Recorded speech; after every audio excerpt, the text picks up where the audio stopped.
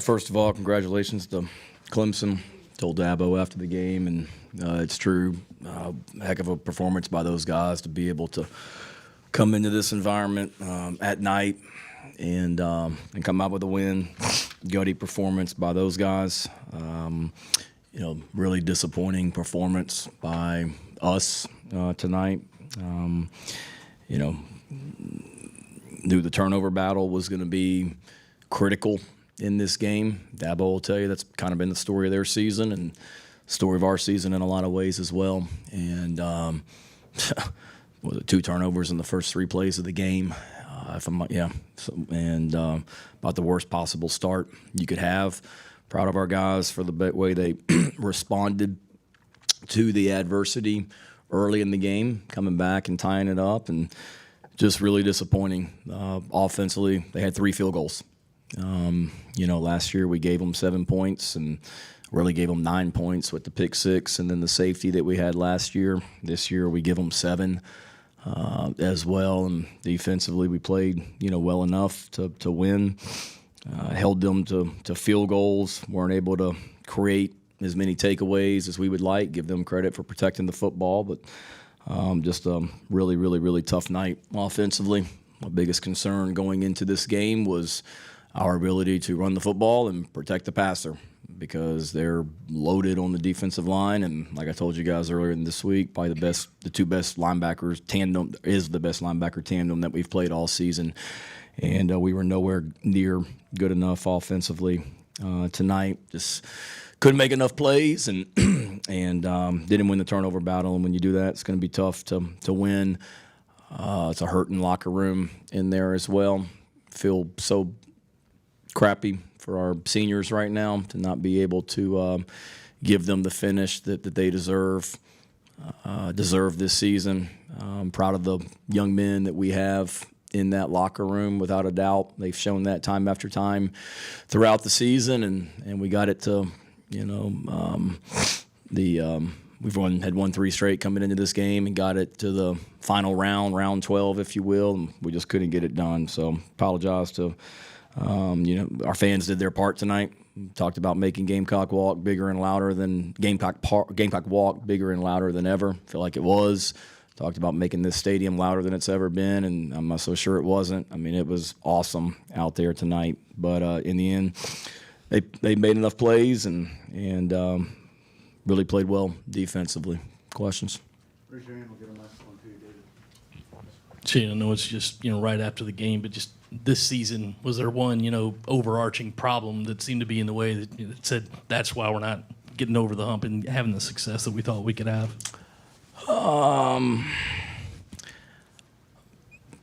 Yeah, I mean, I think you look back, but certainly when you look at statistics nationally, we're one of the worst teams in the country at protecting the quarterback. And that's not all on the offensive line. One of them tonight was a missed blitz pickup at a different position, and so it's not all on the offensive line, but certainly they're really good up front. We weren't good enough tonight. When we've been really good on offense, we've been able to protect the passer and throw the ball downfield, and we knew it was going to be a challenge tonight, David. Tried to do everything, quick game screens, roll out, max protect, you name it, and had a hard time getting anything going. But certainly we've got to protect the quarterback better. And obviously in the month of October, when we didn't win a football game, we didn't create a turnover in the entire month of October. And when you don't create takeaways defensively, it's going to be hard to win. And when you can't protect the quarterback, it's going to be hard to win. And we created takeaways the last 3 weeks and just didn't get enough of them tonight. Heck of an interception by Nick, but they had issues protecting the ball early in the season, and they got it fixed, and they did a good job of it tonight too. The last punt near midfield with about 9 minutes to go. Did you give any thought to going for that one? Yeah, I thought a lot about going for it. Wanted it to be a little bit less than 7. There were 10 minutes on the clock when we got stopped. We had timeouts left. We had a chance to pin them down there in the end zone by the cockpit with 10 minutes left. If it had been less, if it had been under 9, if you're an analytics person, people say don't punt down 2 scores under 10 minutes. And not that we were basing the decision off analytics. I wasn't. But, I just felt like we could get them backed up in there and have a chance to get the ball back. And we got field position. It had been a field position game all night, and we had crappy field position most of the night. But I thought that was an opportunity to pin them deep, get a stop, and hopefully get the ball back with field position. And, hindsight being 20/20, you go for it. But, Alan, when you're 2 of 13 on third downs, it doesn't give you a ton of confidence going forward on 4th and 7 either. But,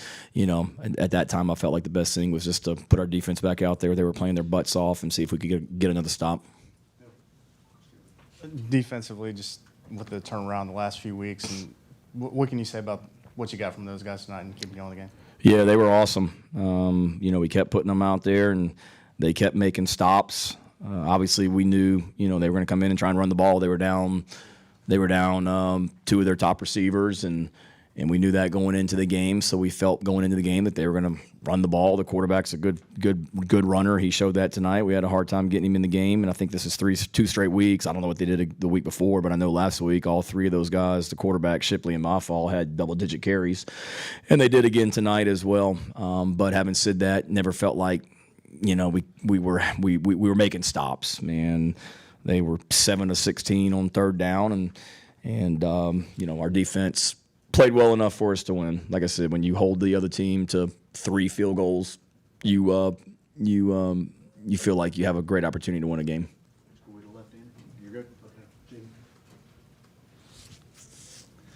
Shane, what would you say? How would you describe the overall state of the program right now? And you're about to go into transfer season. Where are you guys in the SEC pecking order as far as what you can offer transfers and recruits NIL wise? I'm not going to get into NIL right now, Gene. If you want the state of the program, I'll tell you that it's as strong as it's ever been, in my opinion. We've got a hell of a recruiting class coming in here. We just started 5 true freshmen this year throughout the season. We went through some lumps this year. We lost 12 players to season-ending injuries, 6 of which were offensive linemen. That's not making excuses. It is what it is. I don't know if you saw before the game the committed prospects that were out at midfield with me. It's a pretty freaking big-time group of players that are coming in here next season. All you had to do, Gene, was be in that locker room right now with the young men in our program. That is a hurting bunch of players right now. And the comments that the seniors made to the returning players about the incoming, or about the future and this program and what this program's about, was extremely proud of them. So, whereas we certainly need to be better from an NIL standpoint than where we are. I know the people here people that are involved with that are working their butts off, and we can offer guys a fantastic education, the opportunity to play SEC football, an unbelievable city to go to school in, and a culture and program that's real and not fake. And nobody's patting ourselves on the back for going 5 and 7, but I think there's a lot of teams that wouldn't have been able to respond to the adversity that we faced throughout the season over and over again like we did. And like I said, just wish I had been able to do more as the head coach to get them over the hump tonight and get a win. And that's what I just told them in the locker room. And that's what hurts me, is just guys like to carry on, and those guys that have given so much to this program, not for them to be able to finish on a higher note, just something I'll have a hard time getting over. You pretty much, your back was against the wall all night with no field position. Did that limit what you could actually call on offense, starting with bad field position every drive? It didn't help, but not necessarily. To me, if you're backed up on the 1 or 2 yard line, that's one thing. It's not ideal against that defense. I mean, they're really, really good, as you guys know, and it's tough to just drive the ball down the field on them. And the shorter the field, the better the better it is for you. But it didn't really prevent what we were able to call. We tried to, like I said, mix it up and called everything just to try and help get something started, and just couldn't sustain it.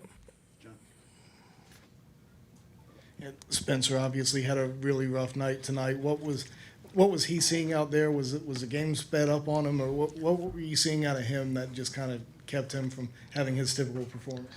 Yeah, I mean, I think you give credit to Clemson and their defense. I mean, 54 is going to play in the NFL for a long time. 0 is going to play in the NFL for a long time. 13 is going to play in the NFL for a long time. Not to name their whole defense, but the 2 true freshmen that just got to town are going to be here for a couple of more years, and they're going to play in the NFL for a long time. So it's a really good front. We didn't do a good job of protecting, to say the least.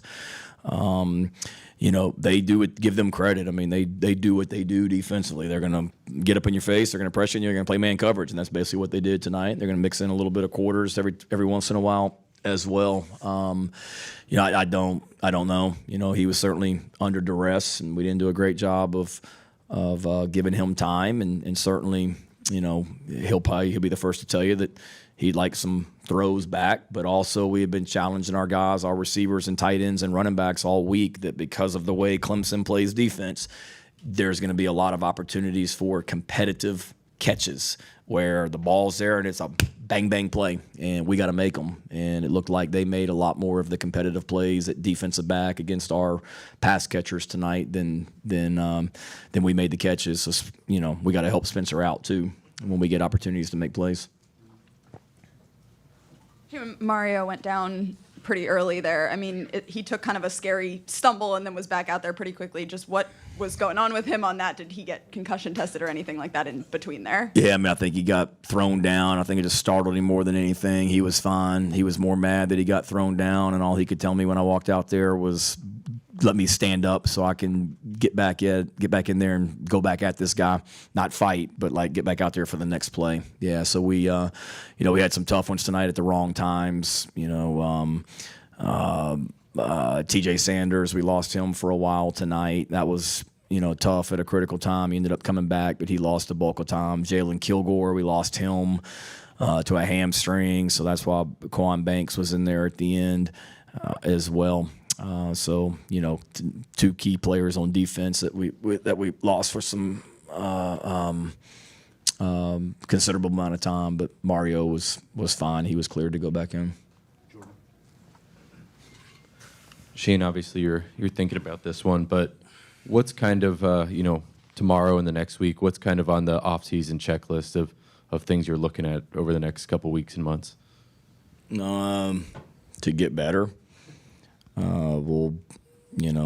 Players are off tomorrow. Get their any injuries checked out, and we'll come in tomorrow or on. We got a couple of recruits in this weekend. One on an official visit, so I'll have recruiting meetings all day tomorrow. Meet with the players on Monday. Kind of recap everything and get a plan going forward. Got exams coming up in a couple of weeks, so we got to finish up the academic year strong. We're able to go out on the road recruiting. I think it's Friday. That's when the contact period opens. So I'll be out recruiting on Friday and around our players as much as possible this month as well. So if you look at who's coming back, and we had some guys that walked tonight in senior night that can come back, and optimistic that some of those guys will. And if you look at who is returning, we got a hurt for these seniors right now. So I'm not trying to look ahead to 2024 right now, but we got a hell of a team coming back next year, and strong group of people, unbelievable freshman class coming in. We've got to get a lot better. We got to be better as coaches because we weren't good enough tonight. But we also, did some really good things this year. We just couldn't quite get over the hump enough times. Coach, the last couple of games, I guess 24 points in the last 2 games, with an offense that's been as explosive as you guys have been for large chunks of the season. Kind of how frustrating has it been to go into these last 2 games and really have to rely on your defense to pull these out? Yeah, it's been frustrating. You look at you go back to played really well offensively against Florida, but if you look at Missouri and you look at Texas A&M and then you look at Kentucky last week, we just weren't explosive, efficient, productive enough. And it's hard in the SEC to score points, but we did not play great offensively down the stretch, and that's disappointing. Defense started playing better at the end of the year, and offensively we didn't do enough. We did enough to win last week, but it wasn't pretty. And then tonight we we didn't do nearly enough, which is tough, especially with a quarterback like Spencer as well. So we certainly got to be better, coaches and players, in all three phases, and to answer Jordan's question, that's what we're getting back to work on is recruiting and how to get better, because we gotta be better. You've mentioned this senior group a few times here. Just looking back to so many of these guys were young when you came in and stayed here and bought into what you're doing. Just how much has this senior group meant to you over these last 3 years? Yeah, a lot.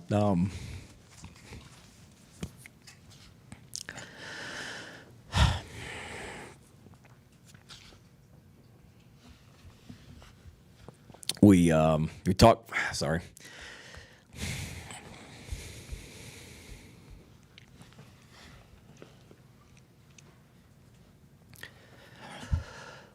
We talked about it in our team meeting yesterday. Some of those guys were here when I got here to carry on, and Tyreek and Tonka and Leggett, and they stayed, which the easy thing to do is to leave. And didn't just stay for 1 year, but they stayed 2 years, and then a third year as well. And then guys that came in that didn't know anything about me but trusted me to come in, Amarian Brown, Jordan Strawn. I mean, I can remember sitting in my bedroom in Norman, Oklahoma, doing a Zoom with Amarian and his dad, trying to convince them, not quite sure what our offense is going to look like, but we want you to come play football at South Carolina. And he trusted us and came in. So they're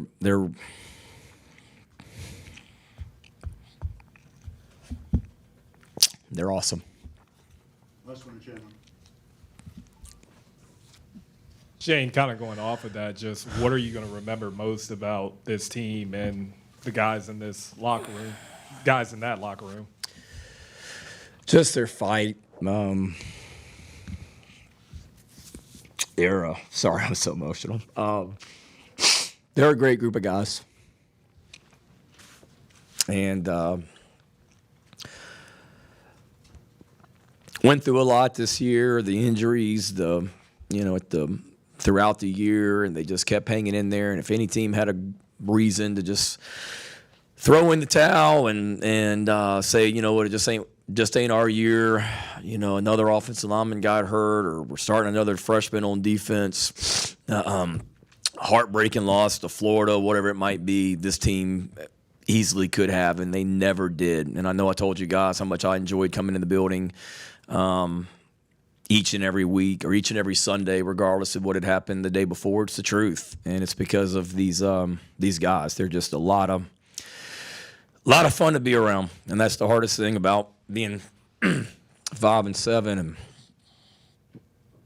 not getting that 6th win is not being able to spend the next month with them and all that. That's tough. You wrote that article on the Carry On, didn't you? Yeah. That was awesome. Awesome. He actually, at the hotel we stay at before home games, they put a newspaper in my room on Fridays. So I always read it on the way to the movie, and the players are like, wow, haven't seen anybody actually read a newspaper in a long time. And I'm like, well, I do, but I was reading it last night. My dad still gets a newspaper every day at his house, so we're newspaper people. But I gave that to the Carry On the bus last night on the way to the movie, and it was pretty cool, his reaction and all that as well. So it's a heck of a story. Thank you, guys.